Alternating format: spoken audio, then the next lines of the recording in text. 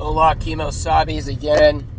Driving through San Francisco right now on our way to our Burlingame project. And I was just, as usual, thinking about something, and I got to open my mouth. And I've talked about this with kind of like, I don't know. I guess you could say construction influencers or bigger construction influencers, whatever you want to describe it as. People with a following, people that people actually listen to. I've spoken to them about this before, and it's always kind of fallen on deaf ears. And it's always seen as me, at least I think, it's always seen as me being a gatekeeping asshole. But I promise you it's not that. But I'm very... how do I explain this? Sorry for all these pauses and stuff, but, I want to articulate this thought intelligently and get this across to the masses in a legible way, if you could say. A lot of people coming into the trades for the money, right? Because that's now becoming the narrative. It used to be the college narrative. Now it's going to become the trades narrative. And we do need people. Don't get me wrong. And I think a lot of people are quick to jump the gun into allowing a mass flow of people into the construction labor force. And when I see a mass of people coming down on something hard and quick, it never really ends well, right? It never really ends well. It ends with a lot of scamming. It ends with a lot of lost money. It ends with a lot of people getting ripped off, etc. I mean, even in like pop culture or something, right? In your everyday life. Punk rock was cool until it became popular. Now it's no longer punk rock, right? There's like a balance that you want of popularity and exclusivity, okay? Once your favorite spot, like this is my biggest worry actually, okay? I would love this for a bit and then I'm gonna hate it, okay? I've always again, I think everybody can tell there's a reason why I do these videos and stuff. I do like being recognized. I do like fame a little bit. The small amount that I've had in my life, not much. I'm not saying it's much, okay? But like when I did Marin Outdoors and stuff, like, dude, for 3-4 years straight, every time I went fishing, hunting, something, dude, somebody recognized me at the boat dock. Somebody recognized me at the marsh while we were duck hunting, blah, blah. I mean, no matter who you are, that makes you feel fucking cool, right? That people know you, that people are watching your videos, right? It makes you feel fucking cool, okay? So I can't say that I don't like that. But my biggest fear is actually like blowing up hardcore, okay? And then my spot, Hot Monk, gets blown the fuck up because everybody's, showing up to like try to see me or something. And then my spot's ruined, right? Because right now, Hot Monk is like in the prime of amazingness. There's like enough people there to make it a party, but there's not enough people to take my spot at the fucking bar. It's perfect. It's amazing. But what's going to happen? When everybody descends on my goddamn oasis of a paradise, it's going to fucking ruin it. And I'm going to have to go find a new one. And it's going to suck. Because I have a feeling one day that's going to happen. And I actually pray that it never does.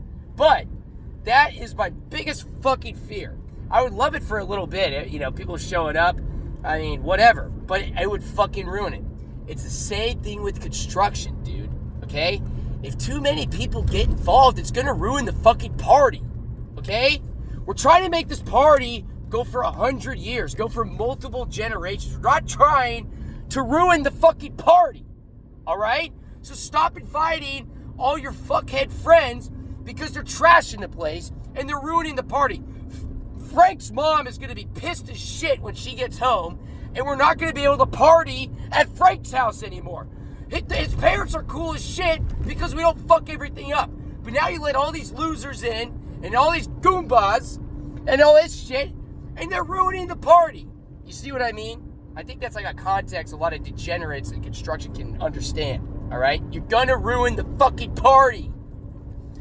But when I explain this to other influencers and shit, it's seen as, oh, you're an asshole, you're a gatekeeper. Listen, I only want the best of the best, all right? And I say that because I used to be a fucking idiot, and I used to fuck projects up, okay? I fucked a project up so bad in Texas, okay? So bad in Texas. I got home. I had to sit my fucking self down. I had to sit myself down. I had to, like, repent for my sins, okay? And I had to tell myself that I was going to start again from the bottom, okay? At 25 years old, I was trying to build a house in Texas like a fucking idiot. Like an idiot. Okay? Was not fucking ready at all. But I thought I was big shit and everything like that. That's what I'm trying to stop. Okay? I'm trying to stop that from happening. Because I did it. I was the sinner. Okay? So this whole thing that I do is like my repentance to fucking losing somebody a lot of fucking money. Because I was overconfident and I was a dumbass, okay? That's truly what it is. And so I speak of this from experience, and it's not me being an asshole, okay?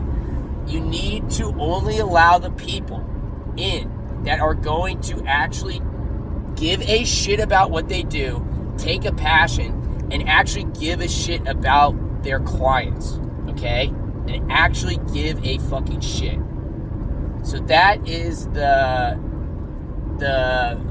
criteria. And the guys who are not going to show up and put in those long hours, like, listen, like, this just happened. In San Francisco, we're doing a bunch of work. We painted one of the rooms, and she sent me the wrong color, okay?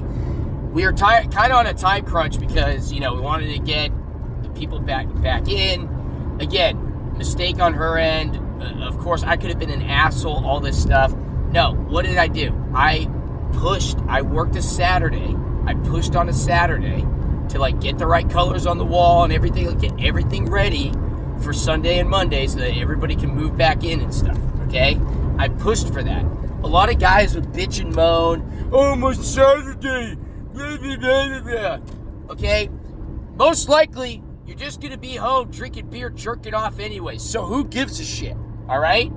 I get it if you got a family and everything. There's things that, yeah, you just got to take off, right? You got a family day. You got to go to this, whatever. I get it. But most guys, especially young and shit, they're just jerking off at home on the weekend, okay? You can do other shit. So, and I pushed and I got it done, all right? So it's like, also the guys who are not going to push and like work the hours and like do that, we don't need them either. We don't want them here, okay? Because in construction, there's timelines, there's deadlines, there's all this shit. There's like people's lives and stuff, and at times you're going to be asked to push, and you're going to have to. You will be rewarded for it, but you got to push. And so guys who aren't going to push, who don't have a passion for construction, who are only in it for the money, who are fucking losers, don't know what they want to do, and so they're just using this as a fallback or whatever. And I get it. You're allowed to explore industries. You're totally allowed to. Don't get me wrong. But there's like a certain archetype of person who they're there for a paycheck and shit, and we don't need them. They slow everything down. They fuck everything up. And this is what I'm telling these guys. We have a chance, because of this labor shortage, to be very selective in who we let into this industry. As I said in my other videos, when you start letting and in this one, you start letting too many people in, it's going to fuck everything up. It's going to ruin the party. Okay? And it's already ruining the party. Why? Because guys who came in like Anchor Tiny Homes and shit, they came in, they ripped people off, they fucked people over, and now people are in the state legislature changing the bond coverage, the insurance coverage, the requirements for subcontractors, all this stuff. And they are making it more expensive and harder to do business. They make it harder and more expensive for the guys who do it right. And so I do not want them around because a lot of people see the labor as money for them. Get all these guys in, get the jobs rolling, make a bunch of money, okay? No. It's going to cost you 10 times more in the fucking long run fixing these guys and getting sued because of these guys' mistakes. I promise you that. There's a reason why I'm essentially a full in-house contractor. I got ACs in the back right now, okay? Yesterday I was doing tile work. I do everything. Why? Because there's a few people I do trust to do sub work for me. The list can go on my hand. It's no more than my hand. The amount of people I trust to do work for me. Okay? And you go, oh, you're blah, blah, blah. No. When I talk to the guys who pencil push and all that shit, and they want to convince me, oh, life is better. You just pencil push. Life is on autopilot, blah, blah, blah. And then I look up that they got lawsuits. They got this. They got that. And I'm sitting back with a fucking clean license. Not a lawsuit in my fucking life. Okay?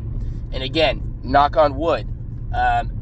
I always give a little, I will put this up front, I always give people a little leeway. People are petty and stuff. If you have a few suits, it's really not too big of a deal. 1 to 3 in a lifetime of contracting, right? 25 years in business or 50 years in business, whatever. And you have 1 to 3 lawsuits, I get it, right? Shit happens, whatever. But if you got 10 lawsuits and you've been in business for 10 years, 12 years, you have 6 lawsuits, right? I am very, very wary of you. And when I see that, most of those guys have had lawsuits. And why? Because their subs are fucking up. They're pencil pushing. They're not there. They're not doing the work themselves. Or at least being very, very involved in the work happening. And they have to deal with all that shit. I would rather do what I'm doing now than deal with all that shit. I would rather do what I'm doing now than deal with all that shit, even if I'm making more money. Because I just feel better doing that. So, got a little off a tangent there. But again, everybody too is trying to pencil push. They think they're going to come in here, get a job, and then go run around to all these fucking guys at Home Depot to go do all this work for them. Right? Those are the guys coming into this shit and they see the bag. They're not in this for the name. I'm in it for my name, the MG name, right? I write my name in my concrete for a reason. I want it to be there for longer than me. I want my name to last longer than me. I want my reputation to last longer than me, all right? So that's what I'm in it for. The money's nice, don't get me wrong. I like money too. Everybody likes money. And I'm always trying to make more of it, don't get me wrong. But to a certain extent, to a certain degree. So, anyways, that's what I'm talking about. I wish some people would get their head out of their ass and maybe agree with me. But, come on, you guys gonna let me over? This is the thing about a trailer. No, thank you, sir. Thank you, sir. Nobody lets you over when you got a trailer. Driving with a trailer fucking sucks. People cut you off. They don't let you over. All this crap. Fucking A. But all right, boys and girls. Remember, don't rip people off. Fucking work at it. Start from the bottom. Work your way up. All right? Don't get too cocky. And be careful who you let in this industry. Not everybody deserves to be here. Remember that.